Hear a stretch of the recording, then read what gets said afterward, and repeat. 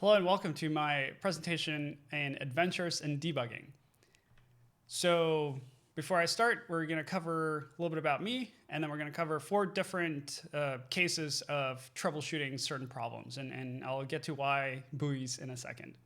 So about me, my name is Alvaro Prieto. I am a firmware engineer at Sofar Ocean Technologies. I've been working in embedded systems for over a decade, and I love it. It's a ton of fun. Before we go into the problems themselves, let me tell you a little bit about the company I'm working for and the systems that we're going to be dealing with. So far, Ocean Technologies, we make buoys, ocean buoys that drift all over the ocean or are moored in specific locations. They measure things like waves, winds, temperatures, pressures, and then that data is used for improved weather forecasting. So we have the best wave forecasts available, and then that's used for ship routing services to optimize ship routes and make them safer, more efficient, amongst a lot of other stuff. Here's a picture of this is probably well over a year ago of some of the locations of our buoys around the world. So there's quite a few of them. How do they get out in the middle of nowhere? Some friendly ships will throw them off the side, and then they will drift with the currents. All right, so the first use case we're going to look at, it's a memory issue. And so before we do that, let me tell you about the system we're looking at. Our next generation buoys are running an STM32L4, which is a Cortex M4F. It's got a mega flash, 320K of RAM, which is luxurious amounts of memory and flash.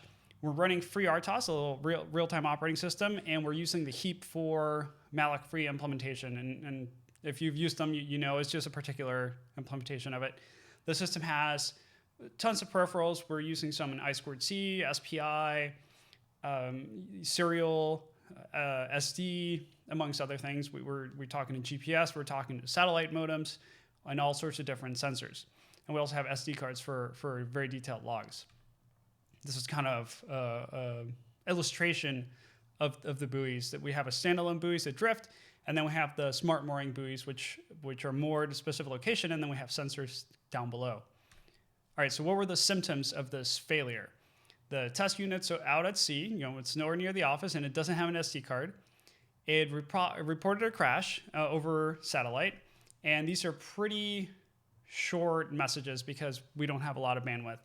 It only has the program counter and the link register, and we know which firmware version it is. So the service we're using, which is called Memfault, which I love, is going to let us basically point us at which function was failing. These units, yes, they're out at sea, but thankfully these are close to the office, so maybe an hour or 2 boat ride from where we are. But still, we have to start an actual trip to go out there and get them. So let's start looking at the data we have before we get these buoys. And it doesn't have an SD card, so it wouldn't be very, very helpful. So the crash report points to this line in particular file, and it's doing a malloc, and it failed, which means we couldn't allocate the memory. So we're out of memory. Okay, not an uncommon issue. Thankfully, at the time, was able to reproduce this in a lab unit, and then we had a full core dump. So take a picture of all of 320K of RAM, and then upload that to Memfault, and now we have all of the context. So here at Memfault, we can see there's the number of successful allocations in freeze. And then if you take that delta, it'll tell you how many allocated but not freed buffers you have. And 371, it's not unreasonable. It doesn't seem like we have a crazy amount of unfreed buffers. It is kind of high, but it really depends on the size of them, right? So, well, first of all, where do these heap stats come from?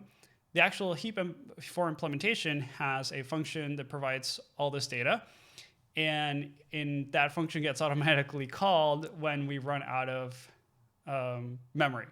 So the core dump actually has that stored there. Now we know we have 371 allocated buffers, but we don't know what's in those buffers, what allocated it, where are we leaking this memory.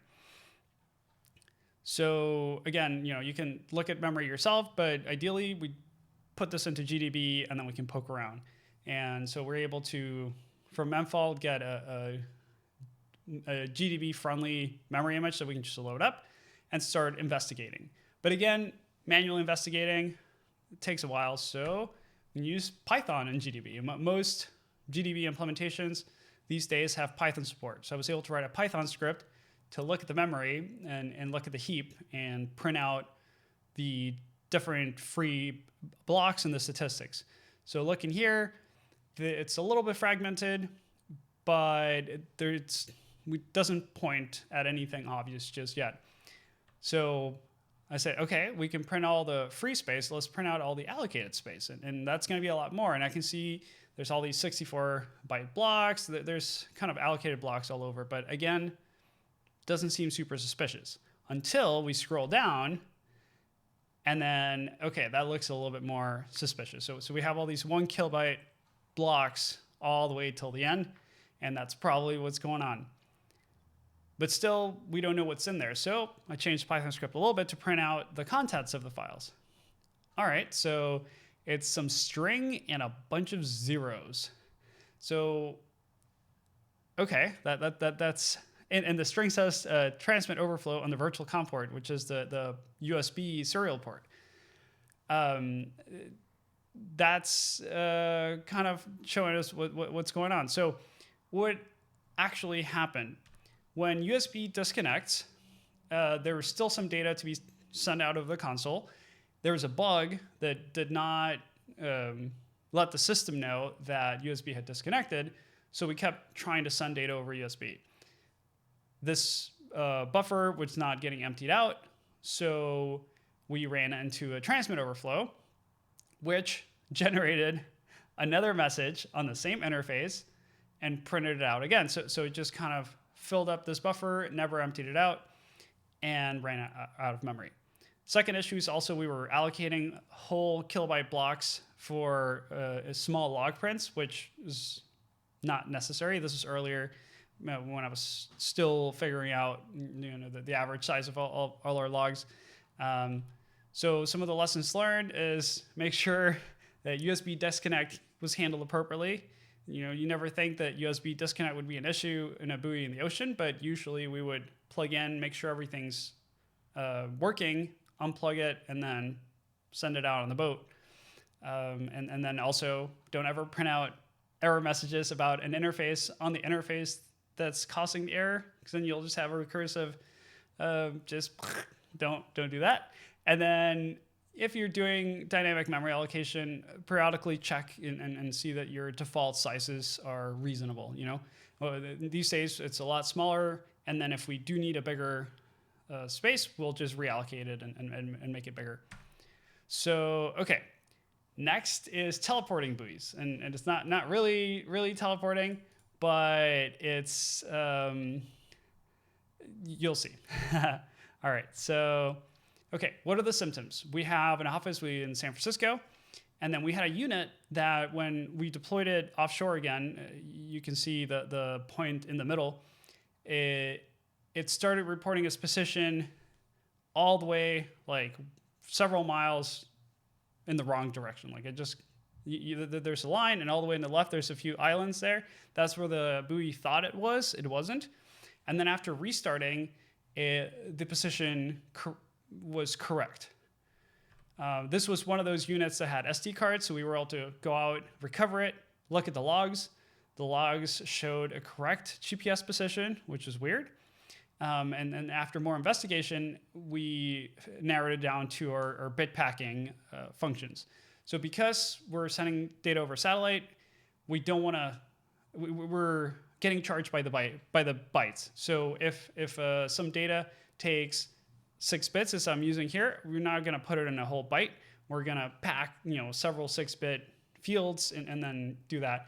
And our packing function, for whatever reason, was setting ones but was not clearing zeros.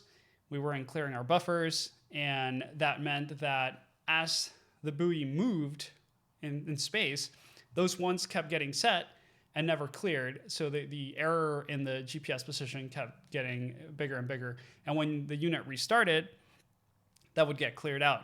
So the only reason we caught this is because the unit was on and running while it moved through space. If we had only tested it, well, we had only been testing it in one spot, that error was pretty small. It never showed up. So lessons learned, clear out your buffers and document all the functions that expect the buffer to be cleared, for example. A lot of this is just documentation, right? And also for testing, if you have any devices that do things with position, with time, make sure you test or simulated positions or at least the dynamic to make sure that they work as expected, right? Like if you have unit tests, feed in all sorts of different waveforms or positions to make sure you test for this. And you'll hear more about this in the next adventure here.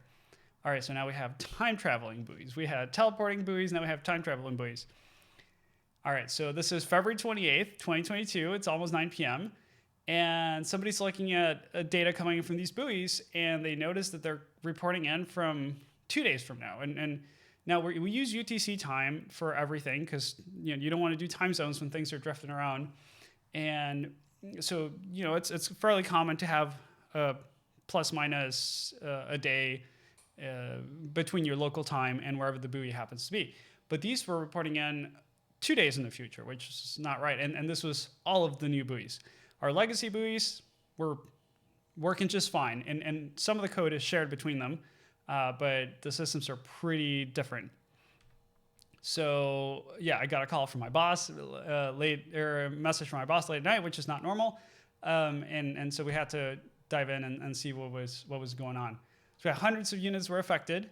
Thankfully, we did have some in the office, and I had some at home, and we're able to reproduce the issue. Now, the funny part is the STM32, the processor we're using, has a real-time clock module, and it gets its time from GPS time, and that time was correct. So the system knew what time it was, and it was the correct time. Now, these messages we transmit, again, we talked about over a satellite. We do a lot of data optimization steps. And also, we use kind of a Unix epoch time format. So this is just 32-bit number. That's the number of seconds since January 1st, 1970. And that number was incorrect. The actual date on the real-time clock was correct, but the Unix epoch timestamp was not. So and also, this bug happened on February 28th, which is like screaming leap year at me. 2022 it's not a leap year, by the way, but it kind of pointed us at where to start looking. So looking at the code, there is this function that calculates whether it's a leap year or not. And well, it's a macro, right? I wouldn't even call it a function, but yeah. So this macro is kind of from the legacy code base, and it's correct. You pass it in a year, but it's a year offset from 1970. If we look at the code to convert year, month, day, hour, minute, second to UTC timestamp, you can see that you can see that leap year macro being called, and then we're passing the year starting from 1970. But if you look at the macro, it expects years from 1970. So we were passing, everything was off by 1970. And therefore, it thought that leap years were kind of 2 years offset because of this leap year calculation. So it's adding an extra day of seconds incorrectly. So lessons learned, time code is the worst. I'm sure you've heard this in many different ways. Assume nothing. We had working systems with the legacy systems, the code base. We ported to the new one, but we didn't use the exact same time base as before because of many reasons. And I didn't read the comment, when using this macro. So it happened. We didn't catch it. And again, similar to the position fun, make sure your unit tests, all your tests check for future and past dates, right? Well, mostly future. I guess you won't care too much about past. If I had been writing this code today, we would have caught the bug immediately. But because we were writing it before February 28th, 2022, it didn't show up, and our unit tests weren't doing like, oh hey, let's feed in some fake GPS data from the future. we were never able to do that. So I would recommend that if you have any time dependent code and you do a lot of testing, to make sure you test in different times futures. You can also test in the past. Sometimes your clock is wrong, and then you get the correct time, and then you have to change your system time to a different time, and there's edge cases galore. But anyway, this was a fun one to work on late at night one day as a surprise. And unfortunately, because all these systems are out in the water in the middle of the ocean with very bandwidth limited connections, we cannot do firmware updates. So we had to come up with a workaround on the back end that knows about this bug, knows which units have this problem, and will correct the timestamps accordingly when the data comes in. All right, so here comes a fun one. This is a corrupted serial data problem, adventure, traumatic experience, whatever you want to call it. So we've had this hardware working. It's been working great. And the next revision, we're adding some new features. It's new hardware. And now we're starting to see some weird data corruption issues. So we have two UART interfaces, serial interfaces that are getting corrupted bytes here and there. And then USB just sometimes works strangely is the best I could explain it. It would be slow sometimes, it would repeat data, and it wouldn't always happen. It was weird. The corruption seems to happen at random, and that's always a nightmare when you're trying to reproduce things. So what do I do first? As always, if it's a serial issue, I just let me look at the signals. Let's see if the signals are realistic, if the voltages are correct, if the baud rates are correct. Let's just start to get an idea what's going on. So I'm monitoring the TXRX pairs on both pairs of both UARTs, and then I set up another I/O pin to go high whenever we detect corrupted data. Right. That way we can set up a logic analyzer So in this case, I was using a Saleae logic analyzer, which I love. You'll hear me talk about them a lot. So we have this logic analyzer. It's capturing the serial data on both peripherals, and then it's monitoring that extra line that whenever data corruption is detected, it'll flag it. We can stop the capture and go look at the signals and see where the corruption happens. Unfortunately, the data looked perfectly fine in the logic analyzer. So it seems like the signals, the serial data, is correct, which means it's probably not the peripheral, it's probably somewhere else. So next step is to look for corruption in memory, right? We think the signal is fine, the voltages, the wire. Let's look at corruption in memory. So we're using FreeRTOS. The UART data right now comes in an interrupt. Then that gets put in a stream buffer, which is kind of a FreeRTOS buffer type, if you will. Then every time an interrupt happens, we put that data in a stream buffer, and then a task in a task context will read data off of that buffer. It'll check CRCs. It'll do that stuff. So the corruption could be happening anywhere between the interrupt and the consumer of the data.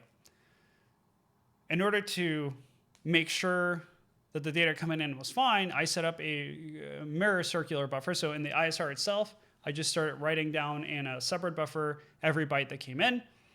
And that way, if the corruption is happening anywhere downstream, we'll still have a copy of the original data that came in. And then we can kind of narrow down where that happened.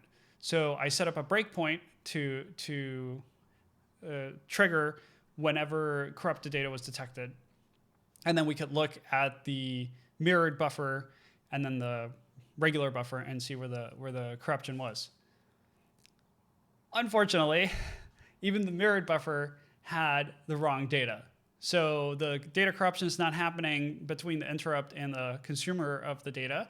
It's happening somewhere between the voltage, like the lines outside the microcontroller, and the interrupt reading that register, which, okay, this is trouble. So we're back we're back to the logic analyzer. So this time I was like, let me check the analog values, because maybe the logic analyzer is more lenient with the voltages, and the data seems correct there, or maybe there's noise on the line. But I mean, there's a little bit of ringing, but nothing couldn't be explained by long wires, long cables. The baud rate was correct. The timing didn't seem to be an issue. So I'm starting to run out of ideas. On the same time, just a quick detour. We were talking about USB that was acting strange. I can't really do that one as easily with a logic analyzer, but I happen to have a USB protocol analyzer. It's a Beagle 480. And then I was able to compare the good and the bad working cases. So here's a capture of USB working just fine. And then this is in the suspicious case. So there's a lot of corrupted packets, dropped packets, all sorts of stuff. So something's wrong. All right, let's go back to basics again. The data's not, it seems to be correct in the wire. It's corrupted somewhere coming into the processor, but we don't know where, and it happens randomly. So the first thing I wanted to do is make it reproducible, and so we can investigate. I wrote an application. I dropped all the code we're using, start from scratch, do an application that uses serial interfaces, USB, and logs to the SD card. I was not able to reproduce the issue. So that's good, right? It means that it's something in the application itself is causing the problem. I went back to the original application. So I started from scratch, and I couldn't get it to crash. So then I went back to the original application, and I started removing things until the crashes stopped. I was able to narrow down to the SPI interface, the SPI peripheral. Again, this makes no sense because the data corruption is happening on a UART or a serial port and USB, but doing SPI transactions are causing the issue. Thankfully, though, now we're able to reproduce it on demand, which is going to make this go a lot easier. All right, so the issue was correlated with an external peripheral. I went and I used my actual big oscilloscope to look at the signals and see if there's any coupling between the serial signals and the SPI signals. In this case, I'm using PC Byte. I don't know if you've seen those before. It's a really cool kind of automated probe holder, if you want to call it that. So it's these magnetic things that hold the board, and then also holds the probes in place so I don't have to use my hands. It's great. So here's a closer look at the setup. Now, the purple line at the bottom, the channel 4, is the chip select line. And then it happens right before byte 6F in the SPI transaction, right? Now you can see here the correction happens exactly at the 6F byte. So right after the 6F is a serial, like a UART, and then the chip select line is from a SPI transaction. So okay, that's weird. Let's take a look at the signals closer in. There's some coupling. You can see a little bit of noise from the clock, but again, this is nothing that would worry me. That's probably just due to long wires. Doesn't seem like it would be causing issues. So let's keep going.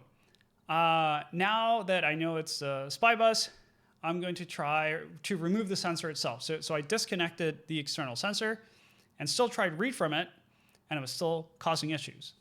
All right, now instead of trying to read from it, I'm just going to transmit zeros out of the SPI bus. And that means that now the only signals that are toggling are the clock and the chip select line still happening. All right, so now I'm just going to stop toggling the chip select line, and I'm just going to transmit just a clock. The problem's gone. Wait, what? So the thing that seems to be causing the problem is the GPIO that's a chip select line on a particular SPI bus. And so I was able to remove everything else. So I just had now my serial ports doing their thing, and I would just toggle the chip select line, and the problem started happening. What? This is, I didn't even know what to look. So, okay, let's go back to the layout. Let's look at the hardware. So the chip select line does happen to be right next to the low speed external oscillator. This is a 32 kilohertz crystal. It's used for the real-time clock, but it's a real-time clock. We're not using that. Like, okay, I wasn't, it's not my first guess. And I look at the rest of the layout and see if the chip select line crosses. Maybe there's some coupling with the UART lines, but there isn't. Like the only time they cross, there's ground planes in between. Doesn't seem likely. So we're back to this crystal oscillator, and again, not sure how. I do remember having issues with these type of crystals in the past, and there's some application notes. So let's take a look at some application notes. Oh no. So this is way over my head. I do have an electrical engineering background, but I mostly do firmware these days. So I'm starting to panic a little bit. Keep looking through the application note.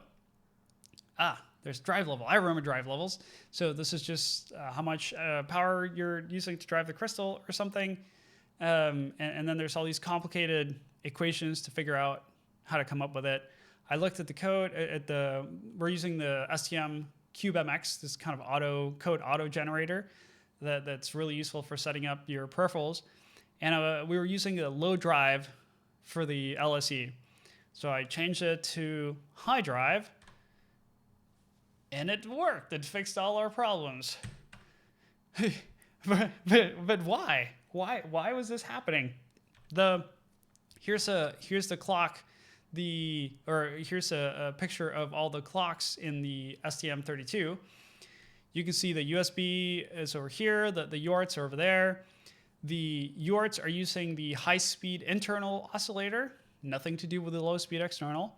The USB is using a PLL, but again, that PLL is sourced from a medium-speed internal. So we're using only internal oscillators to drive these clocks, yet some signal near the low-speed external oscillator is causing issues elsewhere. Like the RTC clock up there is just on its own doing its thing. What's going on? Well, let's go back to the datasheet. Let's spend a few more hours looking through the datasheet. And so there's a little note somewhere that if you have a 32 kilohertz external oscillator, it is possible to configure the medium speed internal in a PLL mode, and then the low speed external oscillator is used to auto calibrate the crystal, and then it also is used for the PLL for USB. But again, this is just a suspicion. It was not confirmation. This is just what I think is going on, and so at this point, I kicked myself and I said, I should have looked at the errata for this chip. This should be the first thing you do whenever you're running into these weird issues. I should have done this, days or weeks ago. And sure enough, if you look at the errata, if you toggle PC13, which happens to be the chip select line for the clock for the device we're using, there's a known issue. And toggling that disturbs the low-speed external clock. The workaround, none. Thankfully for us, the workaround was just bumping up that drive strength, which might be causing other problems with the oscillator. These days, we no longer use that pin, but having a firmware fix for that a hardware issue was saved our bacon for a little bit. So lessons learned. Use appropriate drive strengths. Like we even if high drive strength was not the correct one for us, it was definitely not low. Our electrical engineers did the math later, and we were able to come up with the right load capacitors and drive strength. But we definitely weren't using the correct one. Assume nothing, right? I made so many wrong assumptions about where the data corruption was actually happening, and it turned out to be none of those. Read the data sheet front to back.